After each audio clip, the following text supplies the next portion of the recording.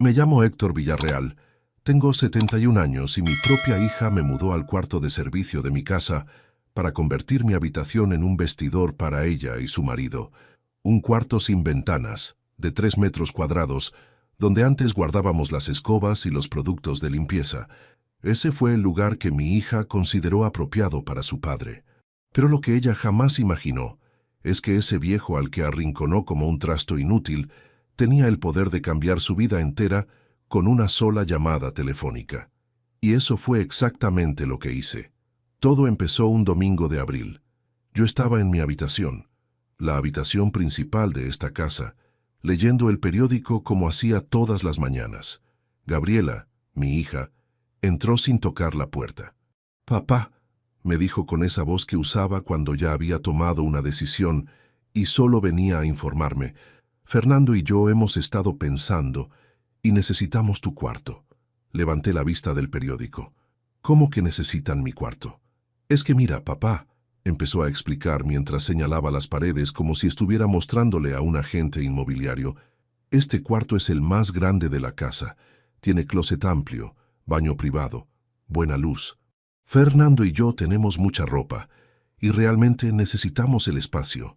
«Gabriela», le dije tratando de mantener la calma, «esta es mi habitación. He dormido acá durante 45 años. Tu madre murió en esta cama». «Ya lo sé, papá», me interrumpió, «pero vos ya no necesitas tanto espacio. Sos una sola persona. Nosotros somos dos más los niños que a veces duermen con nosotros. Tiene más sentido que nosotros tengamos el cuarto grande. Además, ya hablé con Fernando, y él está de acuerdo. Ya compramos los muebles nuevos. Llegan el próximo sábado. ¿Y yo dónde voy a dormir?», le pregunté sintiendo cómo la sangre empezaba a hervirme. «Bueno, papá, ahí está el cuarto de servicio. Está vacío. Solo necesitamos ponerle una cama y listo. Vas a estar cómodo. El cuarto de servicio. 3 metros cuadrados sin ventana, con una bombilla que colgaba del techo, con paredes manchadas de humedad, con un olor a encierro que nunca se iba completamente. Ese era el lugar que mi hija había elegido para mí. «Gabriela», le dije, «ese cuarto no es apto para que viva una persona. No tiene ventilación, no tiene luz natural. Es básicamente una bodega». «Ay, papá, no exageres. Con un ventilador vas a estar bien. Además, vos pasas todo el día en la sala viendo televisión. Solo vas a usar el cuarto para dormir. No necesitas nada más». Esa misma tarde, Fernando apareció con 2 empleados de una mueblería. Empezaron a medir mi habitación, a planear dónde iban a poner el tocador nuevo de Gabriela, dónde iban a instalar el closet extra que habían comprado.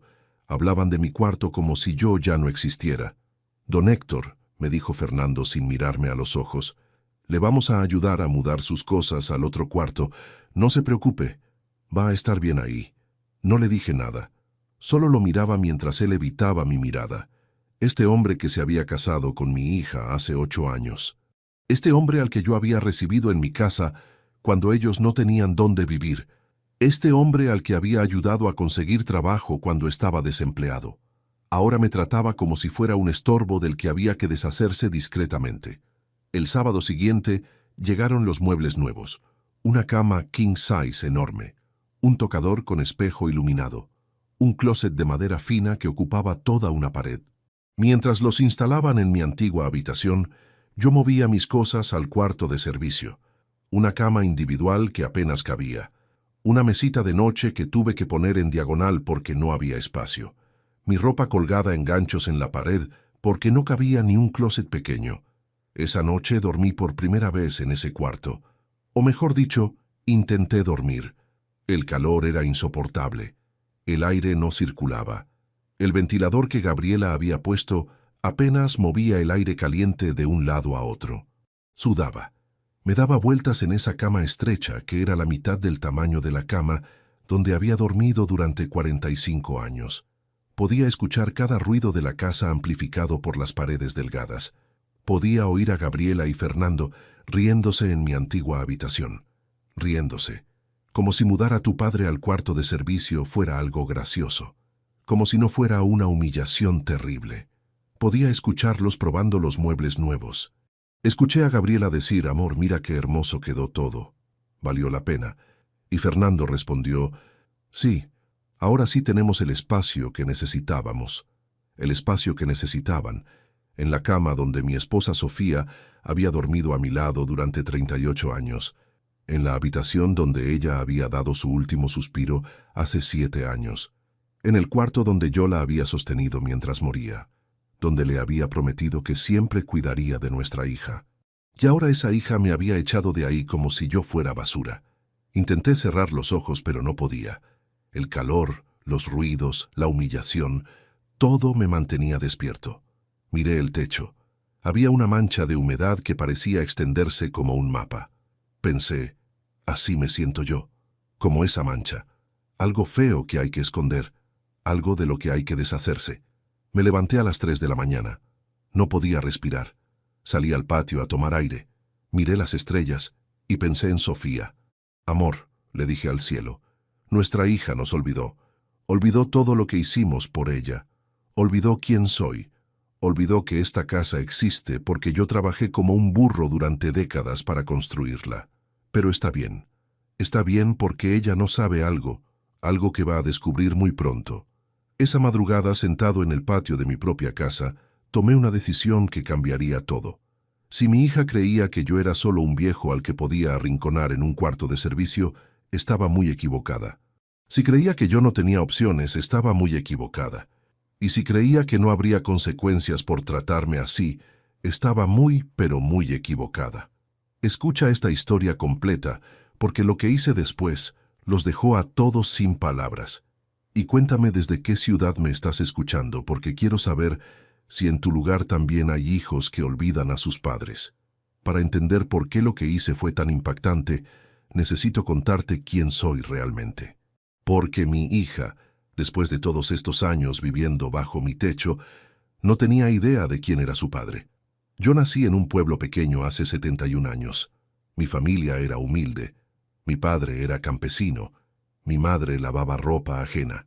Éramos 7 hermanos y la comida nunca alcanzaba para todos. Cuando cumplí 15 años, le dije a mi padre que me iba a la ciudad, que iba a buscar trabajo, que iba a estudiar. Él me miró con esos ojos cansados que tenía y me dijo, «Hijo, en esta familia nadie ha estudiado nunca más allá de la primaria.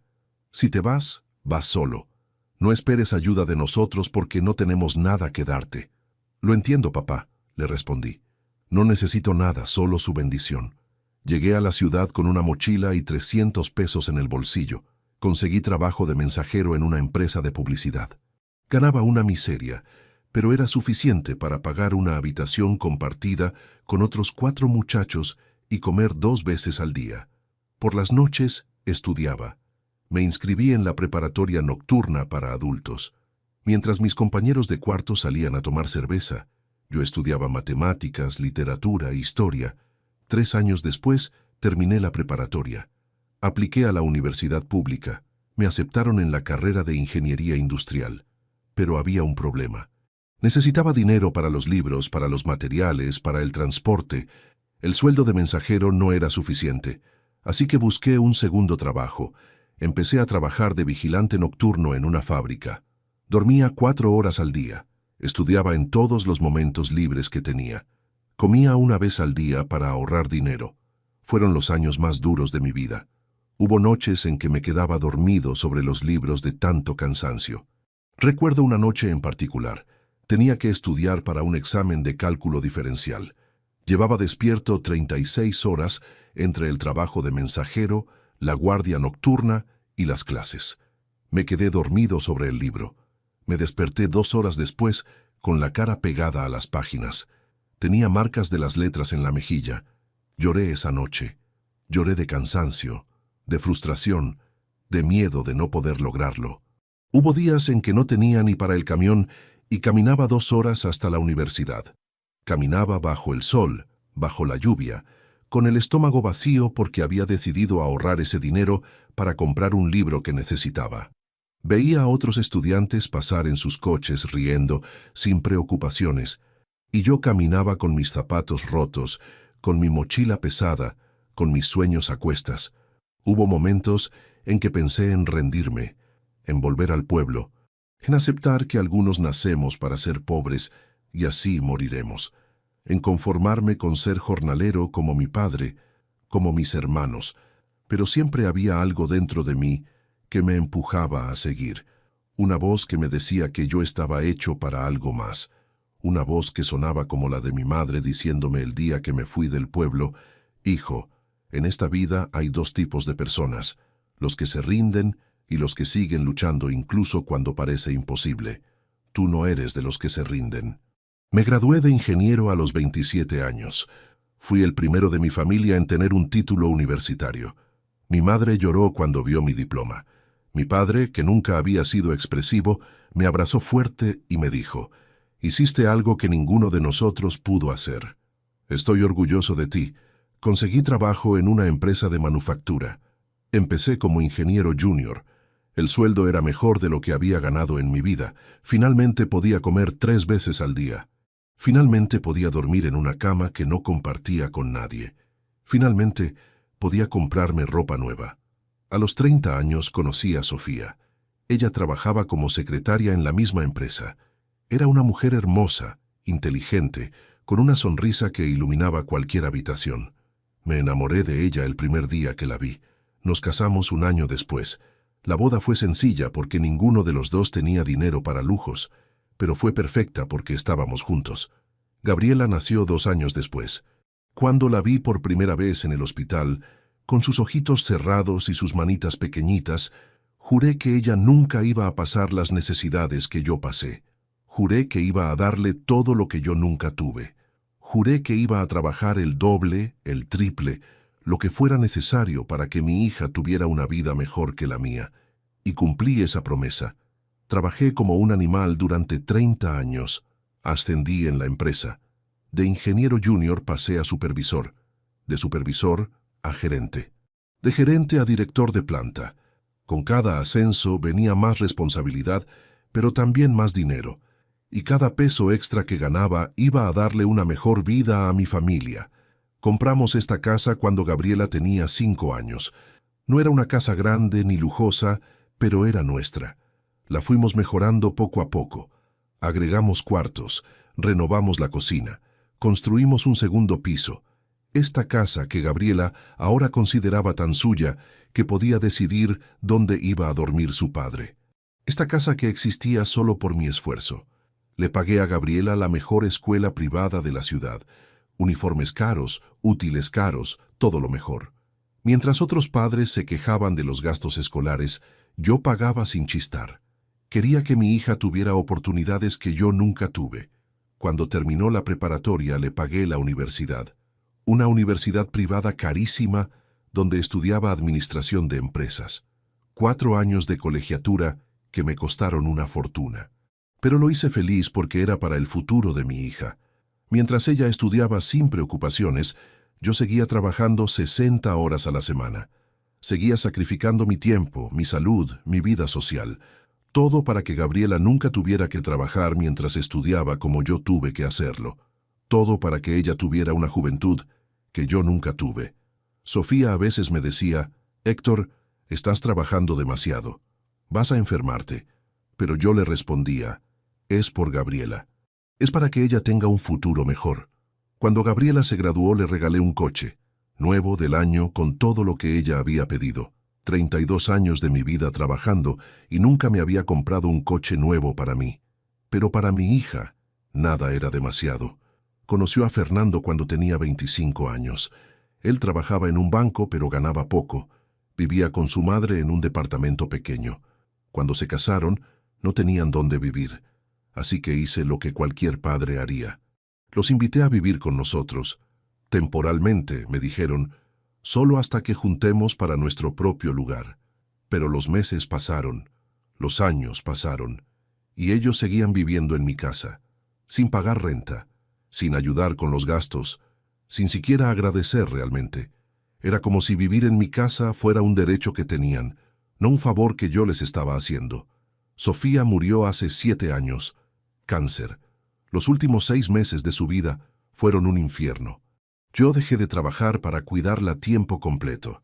Le daba sus medicinas, la llevaba a sus quimioterapias, La sostenía cuando vomitaba, le limpiaba cuando no podía ir al baño sola. La amaba en cada uno de esos momentos difíciles. Gabriela venía a visitarnos de vez en cuando, pero siempre tenía una excusa para irse rápido. «Papá, tengo que ir a recoger a los niños. Papá, Fernando me está esperando. Papá, tengo una cita con el doctor».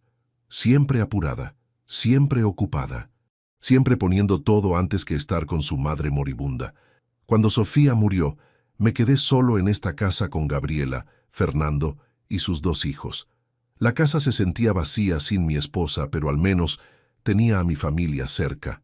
O eso pensaba, porque pronto me di cuenta de que para ellos yo era solo el dueño de la casa, el viejo que les daba techo gratis, no el padre, no el abuelo, solo el dueño de una propiedad que ellos querían para sí mismos.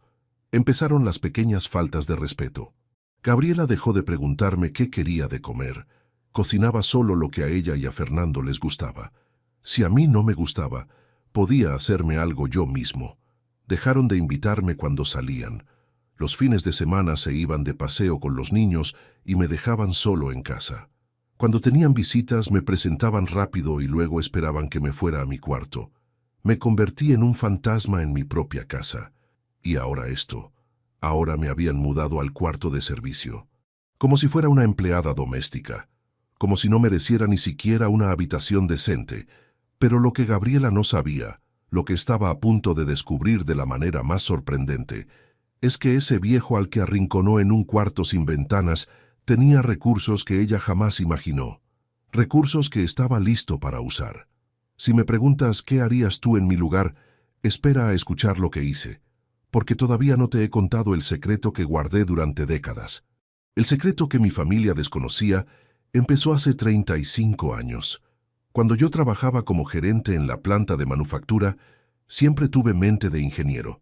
Siempre estaba buscando maneras de mejorar procesos, de hacer las cosas más eficientes, de resolver problemas que otros consideraban imposibles de resolver. Un día, trabajando en la línea de producción, noté que había un proceso que desperdiciaba mucho material. Las máquinas cortaban piezas de metal de una manera que dejaba demasiados restos inutilizables. Le mencioné el problema a mi jefe, pero él me dijo que así se había hecho siempre y que no había otra manera. Pero yo no quedé satisfecho con esa respuesta. Durante 3 meses, trabajé en mi tiempo libre diseñando un nuevo sistema, un mecanismo que permitía cortar las piezas de manera más eficiente, desperdiciando mucho menos material. Lo dibujé en papeles, lo calculé matemáticamente. Lo soñé por las noches. Me despertaba a las 3 de la mañana con ideas nuevas. Sofía me preguntaba, «Amor, ¿qué te pasa? ¿No puedes dormir?» Y yo le decía, «Estoy resolviendo un problema, mi vida. Vuelve a dormir». Pasaba mis fines de semana en el garaje de nuestra casa construyendo prototipos con materiales que compraba con mi propio dinero. Sofía a veces se quejaba del desorden. «Héctor, este garaje parece una fábrica. ¿Cuándo vas a limpiar todo esto?» «Pronto, amor. Te prometo que pronto». Y ella suspiraba, pero me dejaba continuar, porque sabía que cuando yo me obsesionaba con algo, no había manera de detenerme. Finalmente, tuve un prototipo funcional. Lo llevé a la planta. Lo instalé en una máquina de prueba. Llamé a mi jefe. «Ingeniero», le dije, «venga a ver esto». Él vino con otros gerentes. Puse la máquina a funcionar. Ellos miraban en silencio mientras el mecanismo cortaba las piezas perfectamente, desperdiciando menos del 5% del material comparado con el 30% que se desperdiciaba antes. Se lo mostré a mi jefe. «Héctor», me dijo con los ojos bien abiertos, «esto podría ahorrarnos millones al año». Implementamos el sistema en la planta. Funcionó mejor de lo que nadie esperaba. La empresa redujo sus costos de producción en un 30%. Los directivos estaban felices. Me dieron un bono. Me felicitaron, me dieron una placa de reconocimiento. Pero un abogado amigo mío me dijo algo que cambió mi vida. «Héctor», me explicó, «ese sistema que inventaste es tuyo. Puedes patentarlo. Puedes registrarlo a tu nombre. Y si otras empresas quieren usarlo, tienen que pagarte regalías». No entendía mucho de patentes ni de propiedad intelectual, pero mi amigo me ayudó. Contratamos a un especialista. Registramos la patente a mi nombre. La empresa donde trabajaba tuvo que negociar conmigo para seguir usando el sistema. Les di una licencia exclusiva, pero con un pago anual, y entonces empezó a pasar algo que nunca imaginé. Otras empresas del sector se enteraron del sistema. Querían usarlo también. Empezaron a contactarme, a ofrecerme dinero por licencias de uso. Y yo dije que sí. ¿Por qué no? Si yo había inventado eso con mi cerebro, con mi esfuerzo, tenía derecho a beneficiarme. El primer año recibí pagos de 5 empresas. No era mucho dinero todavía, unos 50,000 pesos en total, pero era dinero extra que yo no esperaba. El segundo año fueron 10 empresas, el tercero fueron 20. El dinero empezó a crecer, pero no me detuve ahí. Seguí innovando, seguí diseñando, seguí creando sistemas y mecanismos que resolvían problemas en la industria. Registré 12 patentes más durante los siguientes 15 años. Algunas no valieron mucho, pero 3 de ellas se convirtieron en estándares de la industria. Empresas de todo el país, y eventualmente de otros países, empezaron a usarlas. Empezaron a pagarme. Tomé una decisión importante desde el principio. Decidí que nadie en mi familia podía saber sobre ese dinero. Ni Sofía, ni Gabriela. Nadie. ¿Por qué? Porque había visto lo que el dinero le hacía a las familias. Había visto hermanos pelearse por herencias. Había visto hijos que solo visitaban a sus padres cuando necesitaban dinero. No quería eso para mi familia. Además, tenía miedo de que si Gabriela crecía sabiendo que teníamos dinero, perdería su ética de trabajo, perdería su humildad, se volvería una de esas niñas ricas mimadas que nunca valoraban nada. Quería que ella aprendiera el valor del esfuerzo como yo lo aprendí. Así que guardé el secreto. Abrí cuentas bancarias privadas. Contraté a un contador personal que manejaba mis ingresos por patentes. Invertí el dinero en propiedades y en la bolsa de valores. Y seguí viviendo como si solo ganara mi sueldo de director de planta. Cuando me jubilé a los 65 años, mis patentes ya me generaban más dinero del que podía gastar. Cada mes entraban regalías de docenas de empresas. Cada año el monto aumentaba porque más compañías adoptaban mis sistemas. Me convertí en multimillonario sin que nadie lo supiera. Ni siquiera Sofía lo supo. Cuando le pregunté por qué trabajaba tanto, si ya estábamos jubilados cómodamente, le decía que era porque me gustaba mantenerme ocupado. Ella nunca sospechó que cada mes entraban a mi cuenta cantidades que ella no podía ni imaginar. Después de que Sofía murió, el secreto quedó completamente conmigo. Y ahí estaba yo ahora, 71 años, viviendo en un cuarto de servicio de mi propia casa, tratado como basura por mi propia hija, pero con un patrimonio de más de 120 millones de pesos que nadie conocía. 120 millones de pesos en efectivo, propiedades e inversiones. Era uno de los hombres más ricos de la ciudad, y mi hija me había mudado a un cuarto sin ventanas. La mañana después de mi primera noche en ese cuarto horrible, tomé mi teléfono y marqué un número que tenía guardado desde hacía años. «Licenciado Ramiro Silva», dijo la voz del otro lado. «Licenciado, habla Héctor Villarreal. Necesito verlo urgentemente. Tengo que hacer algunos cambios legales muy importantes». El licenciado Silva era mi abogado personal. Era una de las 3 personas en el mundo que conocían mi verdadera situación financiera. «Claro, don Héctor, puede venir a mi oficina esta tarde». Fui a su oficina. Era un lugar elegante en el centro de la ciudad. El licenciado me recibió con un café. «Don Héctor», me dijo, «¿en qué lo puedo ayudar?» Le conté todo. Le conté cómo mi hija me había tratado, cómo me había mudado al cuarto de servicio, cómo me hablaba como si fuera una carga, cómo había olvidado todo lo que yo había hecho por ella. El licenciado Silva me escuchó en silencio, moviendo la cabeza con desaprobación. Cuando terminé de hablar me dijo, «Don Héctor, legalmente esta casa está a su nombre. Usted puede echarlos cuando quiera». «Ya lo sé, licenciado, pero no quiero echarlos. Quiero algo diferente. Quiero enseñarles una lección.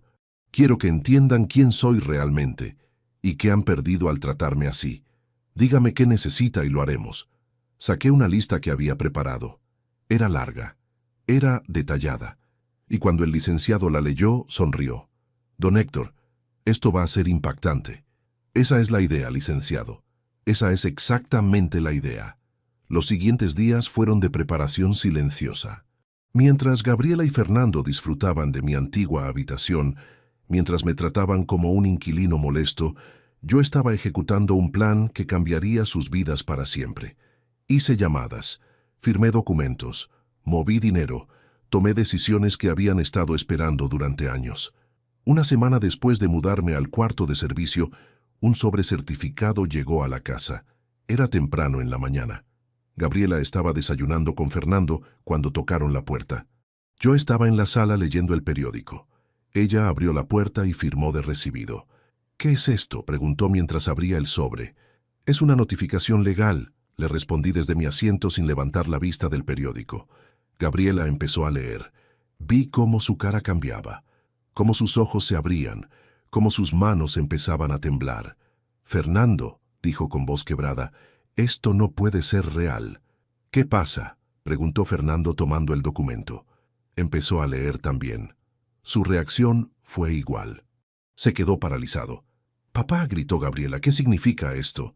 «¿Qué significa qué?», le pregunté tranquilamente. «Esto dice que estás vendiendo la casa». «Correcto, estoy vendiendo la casa. Ya encontré un comprador. La venta se cierra en 30 días. Pero esta es nuestra casa». «No, Gabriela, esta es mi casa. Una casa que yo compré con mi dinero. Una casa que construí con mi esfuerzo. Una casa donde aparentemente ya no hay lugar para mí más que en el cuarto de servicio. Así que decidí venderla». «¿Pero a dónde vamos a ir nosotros?», preguntó Fernando. «Eso no es mi problema.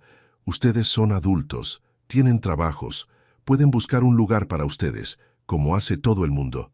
Gabriela empezó a llorar. «Papá, no podés hacernos esto. Somos tu familia». «Ah, ahora soy familia. Qué interesante. Cuando me mudaste al cuarto de servicio no te preocupaba mucho la familia». «Papá, eso fue un error. Ya lo sé. Lo siento. Vamos a arreglarlo. Te vamos a devolver tu cuarto». «No, Gabriela, ya es tarde para eso. Ya tomé mi decisión. En 30 días esta casa será de otra persona. Ustedes tienen ese tiempo para encontrar dónde vivir». Fernando se paró de golpe. «Usted no puede hacer esto. Vamos a pelear esto legalmente. La casa está a mi nombre, Fernando. Pueden revisar los documentos de propiedad. Nunca los puse a nombre de Gabriela. Nunca les di nada legalmente. Esta casa es completamente mía y puedo venderla cuando yo quiera». Gabriela siguió llorando. «Papá, por favor, piénsalo mejor. ¿Dónde vas a vivir tú? Ya compré un departamento. Un lugar bonito, con vista, con 2 habitaciones, con luz natural, sin cuartos de servicio. Los papeles los firmo la semana que viene». «¿Y con qué dinero compraste un departamento?», preguntó Gabriela. «Con la pensión miserable que tienes. No es suficiente ni para el enganche». «Ah», le respondí sonriendo por primera vez. «Ahí es donde te equivocas, hija. Mi pensión no es miserable, nunca lo fue. Pero hay algo más importante. Algo que ustedes nunca supieron. Tengo dinero, mucho dinero». Fernando soltó una carcajada incrédula. «Usted tiene dinero. Usted que se queja de los precios del supermercado. Usted que dice que todo está muy caro». «Sí, Fernando. Yo tengo dinero. De hecho, soy multimillonario». Ahora fue el turno de Gabriela de reírse. «Papá, no digas tonterías». Saqué mi teléfono. Busqué el estado de cuenta de uno de mis bancos. Se los mostré. «Este es el saldo de una de mis cuentas. Tengo 5 cuentas más». Gabriela tomó el teléfono. Leyó el número. 1, 2, 3, 4, 5, 6, 7, 8 ceros. 22 millones de pesos en una sola cuenta. «Esto no puede ser real», susurró. «Es muy real. Y eso es solo una parte. También tengo propiedades. 3 edificios de departamentos en renta. 2 locales comerciales. Un terreno industrial.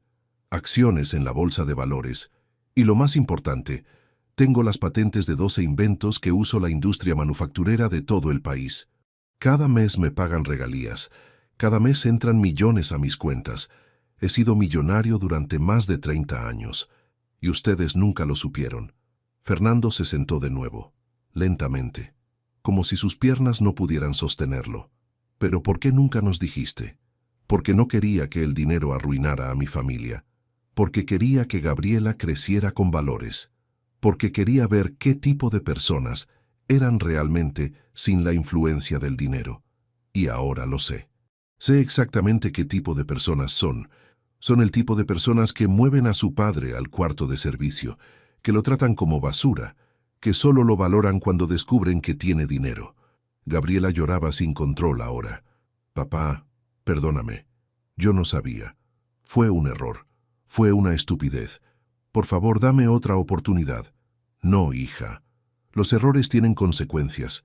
Y esta es la consecuencia de tus acciones. En 30 días, esta casa será vendida. Ustedes tendrán que irse.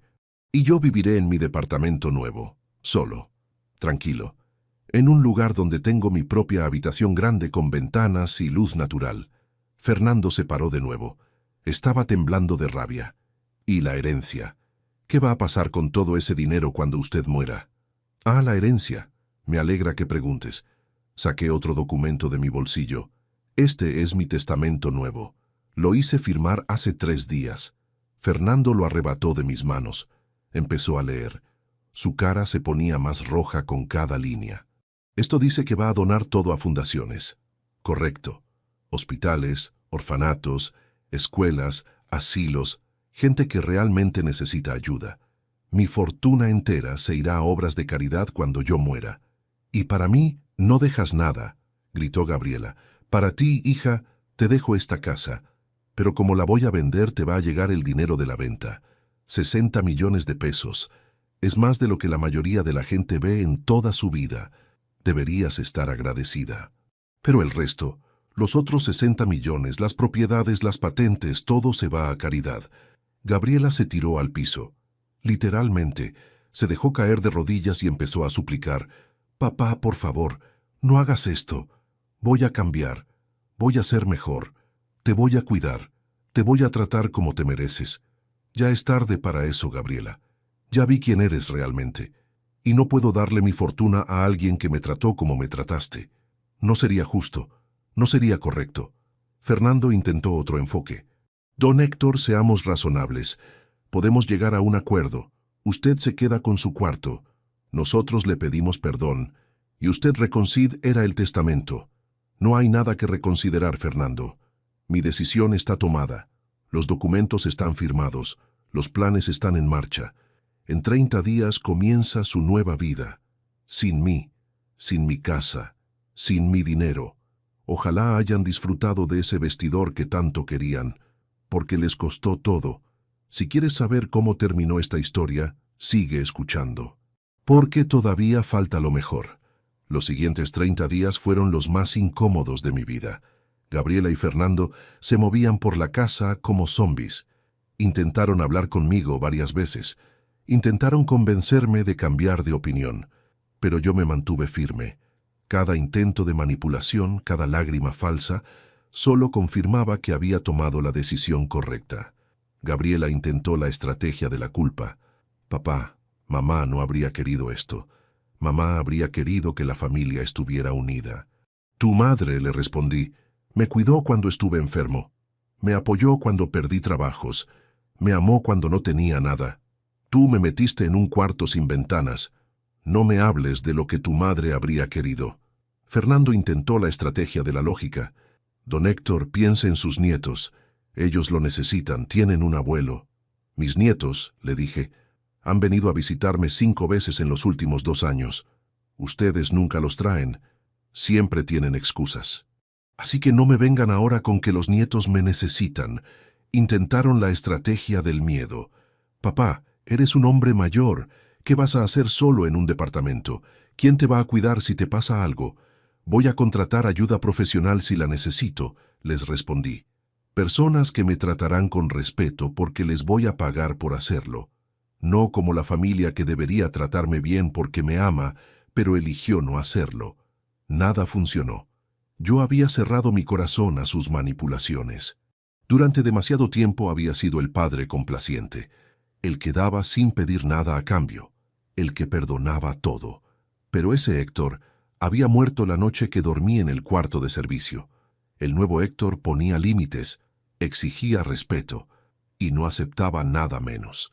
El día 28 Vi a Gabriela empacando sus cosas. Lloraba mientras metía ropa en cajas. Fernando cargaba muebles a un camión de mudanza. Habían encontrado un departamento pequeño del otro lado de la ciudad. 2 habitaciones, mucho más chico que esta casa. Iban a tener que pagar renta por primera vez en 8 años.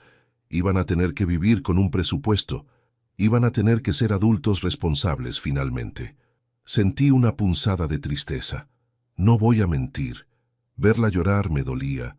Era mi hija. La había cargado cuando era bebé. Le había enseñado a caminar. Le había curado las rodillas cuando se caía. Pero recordé el cuarto de servicio. Recordé cómo me había hablado. Recordé cómo me había tratado. Y la tristeza se convirtió en determinación. Estaba haciendo lo correcto. Tenía que hacerlo. El día 30 llegó. Era un martes soleado de mayo. A las 10 de la mañana llegó el notario público con el comprador de la casa. Era un matrimonio joven con un bebé. Parecían emocionados de comprar su primera casa. Les mostré cada habitación. Les expliqué las mejoras que había hecho a través de los años. Les presenté a los vecinos. Firmamos los papeles en la mesa del comedor. 60 millones de pesos se transfirieron a mi cuenta. Entregué las llaves. Gabriela y Fernando ya se habían ido. Se fueron temprano en la mañana sin despedirse. Dejaron una nota en la cocina. «Papá, algún día entenderás el daño que nos hiciste». Arrugué la nota y la tiré a la basura. Yo no les hice daño. Ellos se lo hicieron a sí mismos. Yo solo puse límites que debía haber puesto hace años. Salí de la casa por última vez. Miré las paredes que yo había pintado, el jardín que yo había plantado, las memorias de 45 años viviendo ahí. Me subí a mi coche y manejé hacia mi departamento nuevo. El departamento estaba en una torre moderna en el centro de la ciudad, piso 15, vista panorámica de toda la ciudad.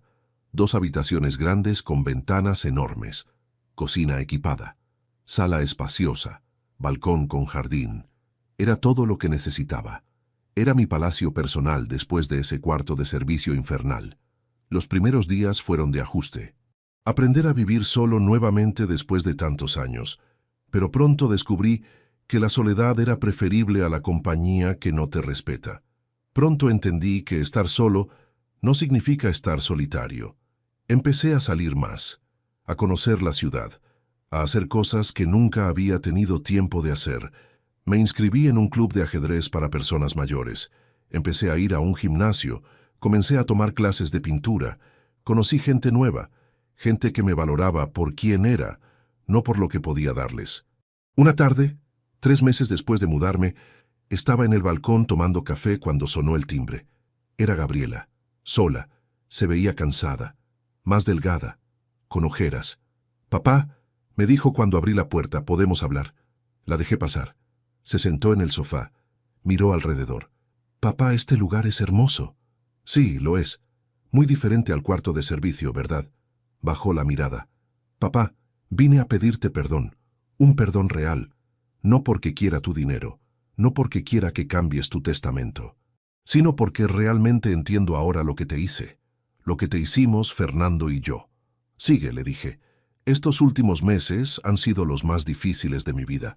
Pagar renta, pagar servicios, ajustar el presupuesto. Fernando y yo hemos tenido muchas peleas por dinero. Los niños extrañan la casa grande. Yo extraño no tener que preocuparme por cada peso que gasto. Y me di cuenta de algo. Me di cuenta de que durante 8 años vivimos gratis en tu casa. 8 años sin pagar nada. 8 años donde tú cargaste con todos los gastos mientras nosotros ahorrábamos para tonterías, para ropa, para vacaciones, para cosas que no necesitábamos. Y nunca te agradecimos. Continúo con lágrimas en los ojos. Nunca valoramos lo que hacías por nosotros. Te tratamos como si fueras un estorbo, como si nos estuvieras haciendo un favor dejándonos quedarnos en tu casa, cuando en realidad era al revés. Era tu casa, era tu esfuerzo, era tu generosidad. Y nosotros la tomamos como algo que nos merecíamos. La escuché en silencio, y lo del cuarto de servicio, dijo casi sin poder hablar, eso fue lo peor, eso fue cruel, eso fue inhumano. ¿Cómo pude hacerte eso a ti, a mi padre, al hombre que me dio todo, al hombre que trabajó toda su vida para darme oportunidades. No lo sé, Gabriela, dímelo tú. No tengo excusa, papá. Solo puedo decir que me cegué.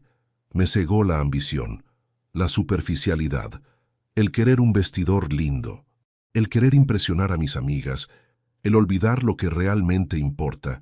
Y ahora lo perdí todo. Perdiste todo, repetí. Sí, papá. Perdí tu respeto. Perdí tu confianza. Perdí la oportunidad de cuidarte en tu vejez. Perdí la herencia que pudiste haberme dejado. Pero sobre todo perdí la relación contigo, y eso es lo que más me duele. No el dinero, no la casa, sino saber que mi padre ya no me ve igual. Tenía razón, yo ya no la veía igual. La persona que me había mudado al cuarto de servicio no era la hija que yo creía conocer, pero la persona que estaba frente a mí ahora, llorando genuinamente, reconociendo sus errores, tal vez esa persona podía cambiar. Gabriela, le dije, aprecio tu disculpa. De verdad, pero las disculpas no cambian el pasado, no borran lo que pasó, no deshacen el daño. Lo sé, papá. No espero que me perdones de inmediato, solo espero que algún día puedas volver a confiar en mí, que pueda demostrarte que aprendí la lección, que pueda ser la hija que siempre debí ser. El testamento no va a cambiar, le dije firmemente. Mi decisión sobre las fundaciones de caridad se mantiene. No vengo a pedirte que lo cambies, respondió ella. Vengo a pedirte que me dejes estar en tu vida, que me dejes visitarte, que me dejes cuidarte, no por interés, sino porque eres mi padre y te amo. Aunque no te lo demostré estos años, siempre te amé. Podés visitarme, le dije. Pero las cosas van a ser diferentes. Ya no soy el papá que da todo sin esperar nada. Ya no soy el que acepta cualquier trato con tal de tener a su familia cerca. Ahora tengo límites, y los voy a hacer respetar. Entiendo, papá, y acepto. Solo dame la oportunidad de demostrarte que puedo ser mejor. La acompañé a la puerta. Antes de irse me abrazó. Fue un abrazo largo, un abrazo que decía muchas cosas sin palabras. Cuando se fue, me quedé pensando, tal vez había esperanza. Tal vez ella podía cambiar de verdad. El tiempo lo diría. Han pasado 6 meses desde ese día. Gabriela me visita cada semana. A veces trae a los niños. A veces viene sola. Tomamos café. Hablamos. Me cuenta de su vida. Yo le cuento de la mía. No hablamos de dinero, no hablamos de herencias. Solo hablamos como padre e hija. Fernando también ha venido algunas veces, para disculparse, para tratar de reconstruir el puente que él ayudó a quemar. Es un proceso lento. No sé si alguna vez volveremos a tener la relación que teníamos antes, pero estamos intentando construir algo nuevo, algo basado en respeto mutuo en lugar de conveniencia. Mis nietos ahora me conocen mejor. Se llaman Lucas y Martina. Lucas tiene 10 años y Martina tiene 7. Vienen a mi departamento y les encanta. La primera vez que vinieron, Lucas dijo, «Abuelo, este lugar es increíble. Tienes vista a toda la ciudad». Martina corrió al balcón. «Mira, Lucas, se pueden ver las montañas desde acá. Les cuento historias de cuando era joven. Les hablo de cómo llegué a la ciudad con 300 pesos y una mochila. Les enseño las fotos viejas de cuando su papá era bebé. Les muestro las medallas que gané en la empresa por mis inventos. Les explico cómo funcionan las cosas, por qué vuelan los aviones, cómo se genera la electricidad, por qué el cielo es azul». Lucas me preguntó una vez, «Abuelo, ¿por qué mamá te mudó al cuarto de servicio?». Fue una pregunta directa que me tomó por sorpresa.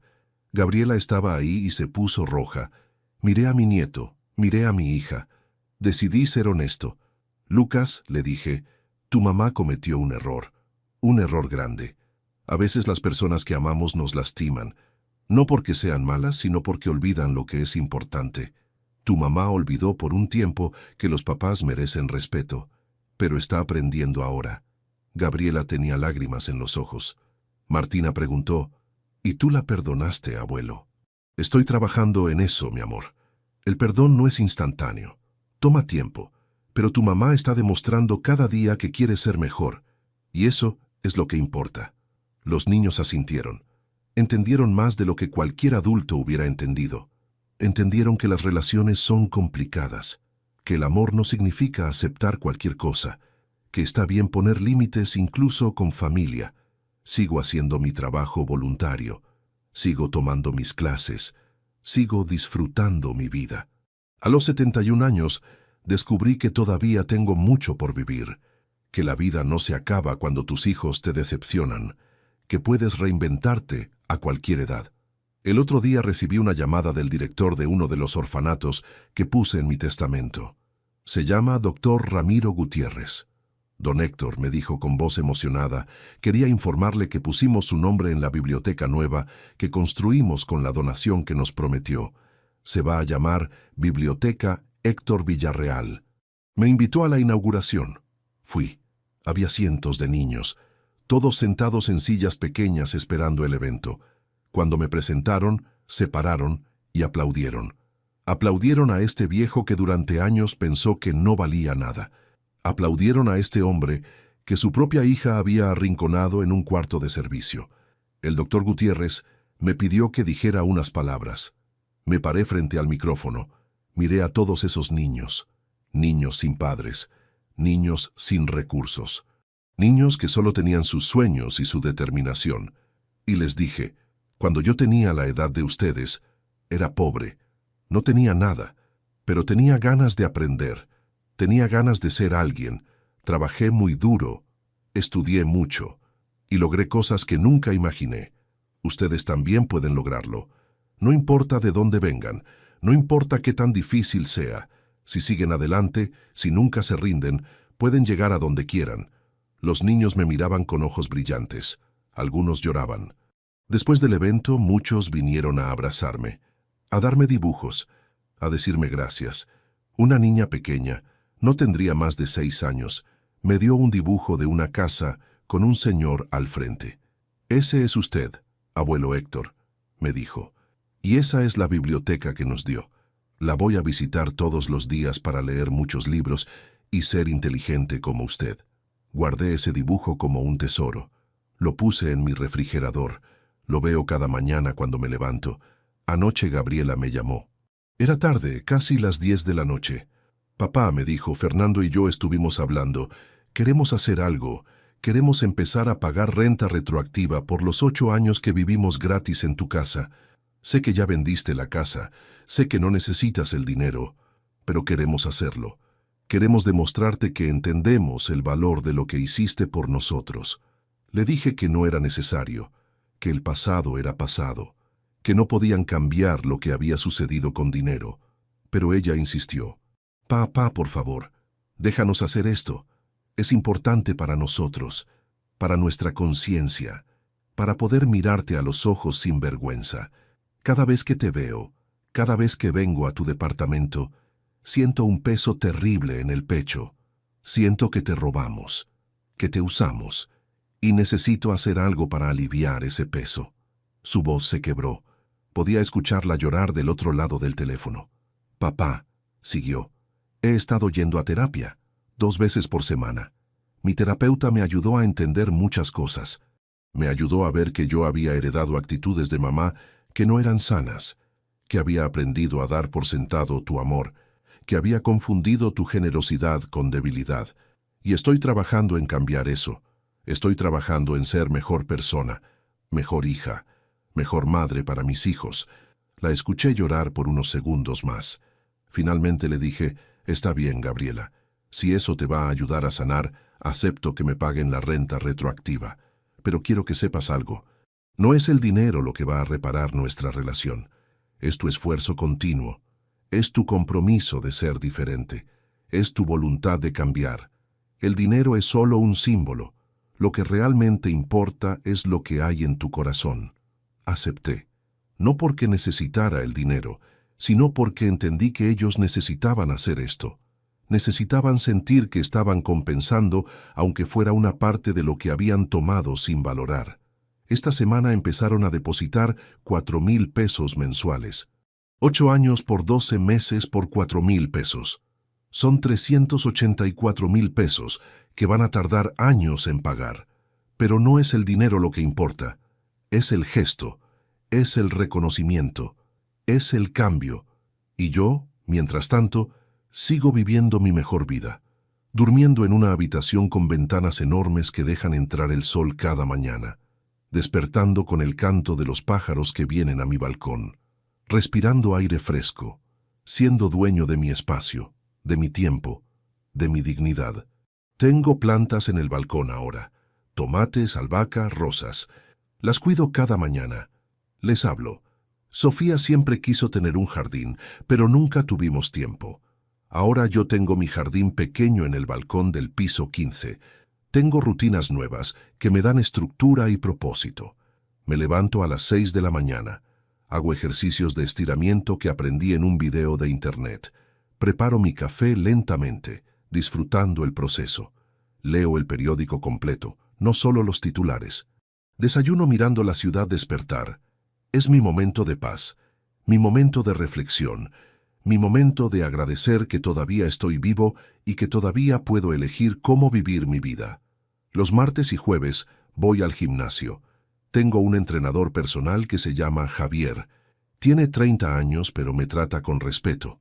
Don Héctor, me dice, usted es más fuerte de lo que cree. A su edad, muchos están en silla de ruedas.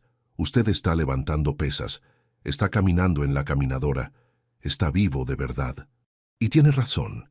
Estoy más saludable ahora a los 71 años de lo que estaba a los 60 cuando vivía con Gabriela.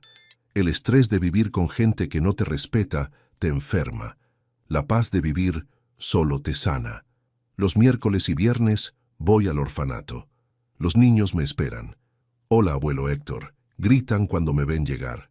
Jugamos, leemos, hablamos. Les enseño cosas prácticas. Cómo hacer un presupuesto. Cómo ahorrar dinero. Cómo estudiar eficientemente. Cosas que yo aprendí en la vida y que quiero compartir con ellos. Los sábados son mis días de exploración. Visito museos que nunca había visitado.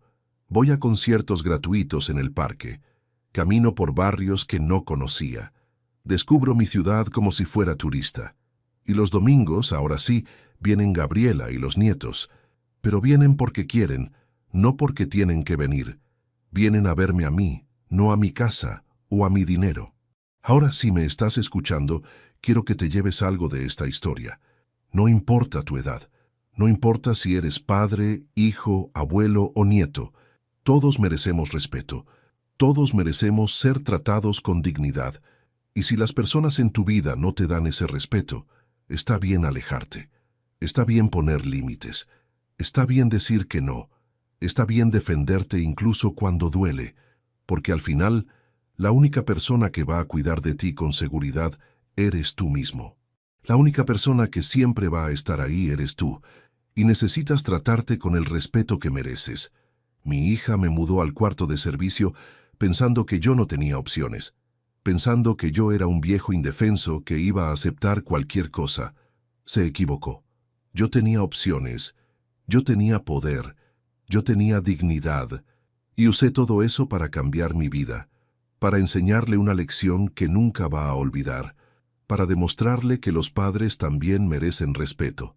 Si tú estás en una situación similar, si hay personas que te están faltando al respeto, toma acción. No esperes a que las cosas mejoren solas. No esperes a que la gente cambie por arte de magia. Toma control de tu vida. Pon límites. Exige respeto. Y si no lo recibes, aléjate, porque tu paz mental vale más que cualquier relación tóxica. Gracias por escuchar mi historia. Cuéntame desde qué ciudad me estás escuchando. Cuéntame si mi historia resonó contigo. Y recuerda siempre que nunca es tarde para recuperar tu dignidad. Nunca es tarde para vivir la vida que mereces. Yo lo hice a los 71 años, y tú también puedes hacerlo sin importar la edad que tengas.